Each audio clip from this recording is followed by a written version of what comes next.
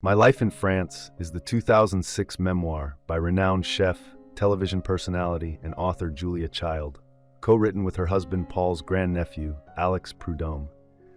Although Prud'homme played a key role in completing the book, he notes that almost all of the words in these pages are Julia's or Paul's. In the foreword, Prud'homme outlines their collaborative process, where the two shared memories over meals, visits to farmers markets, and family letters. Julia passed away in 2004 at 91, just before the autobiography was finished, and Prud'homme completed it the following year. The memoir chronicles Julia's journey from her first trip to France, through her studies at Cordon Bleu, her work on the groundbreaking cookbook Mastering the Art of French Cooking, and her rise as a beloved television chef. Along the way, she grows in self-assurance, revealing her deep passion for family, friends, and food. Julia describes the memoir as a book about some of the things I have loved most in life: my husband, Paul Child, La Belle France, and the many pleasures of cooking and eating. Julia and Paul met in Ceylon, now Sri Lanka, during World War II. Both worked for the OSS, with Julia processing reports and secret documents, while Paul, an artist, designed war rooms for General Mountbatten. They married in 1946, with Paul being 10 years her senior, a painter, photographer, and a type of cultural attaché. Julia admired Paul as a cultured man and a natty dresser who had a passion for fine food and wine. He was a constant inspiration to her, and she considered herself fortunate to have married him. At the start of My Life in France, Julia is 36 years old, stands at 6'2", and describes herself as a rather loud and unserious Californian. Raised in Pasadena in a staunchly Republican household, Julia had no interest in cooking, and her mother hired cooks to prepare family meals. Before her trip to France, she had never even heard of a shallot. A liberal Democrat, Julia's political views clashed with her conservative father, Big John McWilliams. When Paul took a job with the USIS, United States Information Service, to help rebuild U.S.-French relations after World War II, they moved to Paris in 1948. Paul's role was to foster goodwill between France and the U.S., support the Marshall Plan, and caution the French about Russia. Julia arrived in France without any knowledge of the country, unable to speak French, and eager to explore.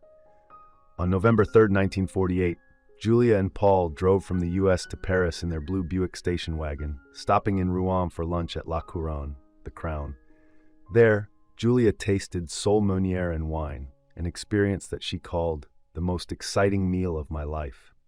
As they settled into their apartment, Julia quickly fell in love with Paris, calling it magical and her favorite place on earth. She was enchanted by the people, food, atmosphere, and the slower, more gracious pace of life. Frustrated by her inability to communicate, Julia enrolls in language classes at Berlitz. As she explores local markets and restaurants, her palate becomes more adventurous, and her passion for cooking intensifies. Her language teacher, Helene, introduces her to an old-fashioned cookbook by Ali Bab, which Julia devours with enthusiasm. She writes, "By now I knew that French food was it for me." Julia decides to take her love for cooking further by enrolling at l'École du Cordon Bleu, Paris's renowned culinary school. There, she joins a class of 11 former GIs studying under Chef Max Bugnard. The year-long course is described by Julia as pure, flavorful heaven. She becomes more dedicated than ever to her culinary studies, noting, "I had never taken anything so seriously in my life, husband and cat excepted, and I could hardly bear to be away from the kitchen." Julia and Paul regularly host friends and family at their Paris apartment. During this time, Julia reflects on her political views, realizing that her opinions are driven more by emotions than knowledge. She embarks on a personal quest to better understand global issues, noting that she is still discovering who she is. After completing her studies at l'École du Cordon Bleu, Julia comes to understand that French recipes don't always translate well to American cookbooks due to differences in ingredients and culinary techniques. Determined to bridge this gap, she begins researching and perfecting recipes to make them accessible to American cooks. Julia partners with two French friends, Simone Simca Beck and Louisette Berthold, who are working on a cookbook. Julia helps them overhaul their draft, which she considers a jumble, and together they begin to rewrite it. The cookbook, affectionately dubbed the book by Julia and Paul, grows slowly but steadily. Paul's job takes them from Paris to Marseille, Germany, Norway, and finally back to the United States.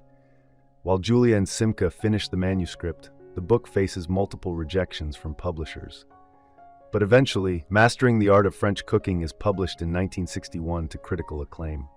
To promote the book, Julia is invited to appear on television interviews, and the Boston public television station WGBH offers her the opportunity to host educational cooking programs. In 1963, the French chef debuts, making Julia one of the first television chefs in America. The show runs for 10 years, and Julia becomes a household name.